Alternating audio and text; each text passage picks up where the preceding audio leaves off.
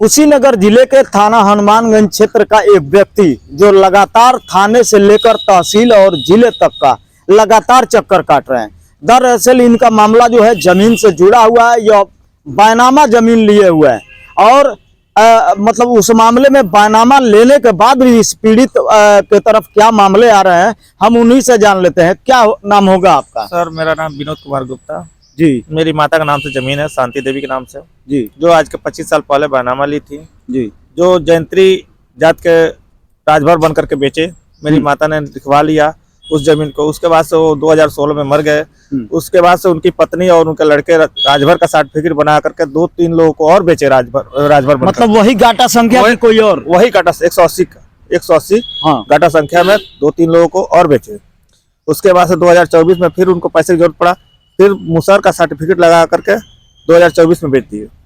और अब जा करके एसओ हनुमानगंज जो है संजय कुमार एसओ हनुमानगंज वो आए हैं, तो अब कह रहे हैं कि उस जमीन को तुम छोड़ दो, वह जमीन मुसहर की है और हमारे घर में जबरदस्ती वो मड़ई डाल रहा है। जैसे वो जमीन जो आप बैनामा लिए उसका खारिज दाखिल तो खारिज दाखिल सब कुछ हो गया। उसके बावजूद भी कह रहे हैं कि जात का मुसहर है, तुम अवैध कब्जा किए हो और उसका मड़ई डलवा रहे हैं। जैसे आपने बैनामा कागज वगैरह नहीं दिखाया? सब कुछ दिखाए हैं। हाँ। और आज फिर एसपी के यहाँ भी गए थे और उसके बाद से एसपी साहब पूछे जब, तो वो कह रहे हैं कि सर ये खुद गलत है। जैसे एक चीज और समझ लीजिए, जैसे जमीन राजस्व का जो मालिक होता है वहाँ एसडीएम बैठे हुए हैं, तो ये थाना जो है इतना ज्यादा क्यों इन्वॉल्व हो रहा है? तो पता नहीं क्यों, पैसा लिए होंगे तब तो उसको दोनों पास जा रहे हैं, उसको छोड़ दे रहे हैं, हमसे सुलानामा लिखवा दे रहे हैं और कह रहे हैं कि जाओ, और उसको कह रहे हैं जाओ तुम घर पर मड़ई छाओ उसके हमारे जमीन पर। आज कप्तान साहब को वहाँ तहरीर दी जी सर। क्या आश्वासन? तो आश्वासन यही हुआ है कि एसडीएम एसपी साहब पूछे हैं कि क्या मामला है, तो बोल रहे हैं सर वो खुद दोषी है कि मुसहर जात का जमीन लिया है और 420 का काम करता है, उसका जमीन कब्जा किया हुआ है। जैसे एक चीज और नहीं समझ में आ रहा, जैसे आपको लेखपाल के विरुद्ध भी कार्रवाई की मांग करनी चाहिए, तो वो आपने किया कि नहीं किया? सर हम लेखपाल के पास किस आधार पर जाए?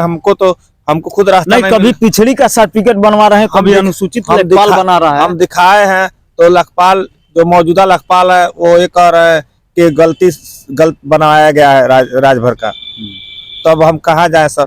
एसडीएम के पास जा रहे हैं तो एसडीएम कह रहे हैं कि वो जमीन गांव सभा में जाएगी, पता नहीं कब जाएगी, तब तक हमारा घर को वहां जबरदस्ती कब्जा किया जाएगा। गांव सभा में जाएगी तो गांव सभा में जाए, अगर आबादी में जा रही है तो आबादी में जाए, हमारे नाम से है तो हमारे नाम से रखा जाए, मगर हमारे घर पर घुस करके हमारे मकान में घुसा जा रहा है। और इस पर फोन करने पर दरोगा भेज ही नहीं रहा है। एक दिन आज 3 दिन पहले। अच्छा, उसमें आपके तहरीर में न्यायालय का भी लिखा हुआ है कि न्यायालय में मामला विचाराधीन है। जी। और यथा स्थिति भी है जी। 2 स्टे लगा हुआ है न्यायालय का। हम स्टे भी दिखा दिए हैं एसपी साहब को, दरोगा जी को भी दिखाया है, उसके बावजूद भी हमारे जमीन पर जबरदस्ती निर्माण किया जा रहा है। तो कहीं ना कहीं अगर इस मामले में सही माने में देखा जाए तो सबसे पहला दोषी तो वह है कि जो लेखपाल है। इस पे जो है अधिकारियों को मतलब संज्ञान लेना चाहिए कि सबसे पहली बार कि आप पिछड़ी जात का जो है सर्टिफिकेट जारी करते हैं, उसके बाद अनुसूचित का जारी करते हैं। तो इस तरह सब के मामले में संज्ञान लेते हुए सबसे पहले लेखपाल पे कार्रवाई होनी चाहिए। और दूसरी बात कि उस व्यक्ति पे कार्रवाई होना चाहिए कि जो व्यक्ति लगातार 2 सर्टिफिकेट बनवा करके और कई लोगों को जो है बैनामा करते जा रहा है, उस पर भी कहीं ना कहीं कानूनी कार्रवाई होनी चाहिए। अब देखने वाली बात होगी कि पीड़ित को आखिर जिले के जिम्मेदार अधिकारी किस तरह से न्याय दिलाते हैं। मित्रों, आप लोगों से निवेदन है कि हमारे इस खबर को ज़्यादा से ज़्यादा शेयर करें, लाइक करें। अगर फेसबुक पर देख रहे हैं तो इसे फॉलो करें, कमेंट करें, और यूट्यूब पर देख रहे हैं तो हमारे यूट्यूब चैनल को सब्सक्राइब जरूर कर दें।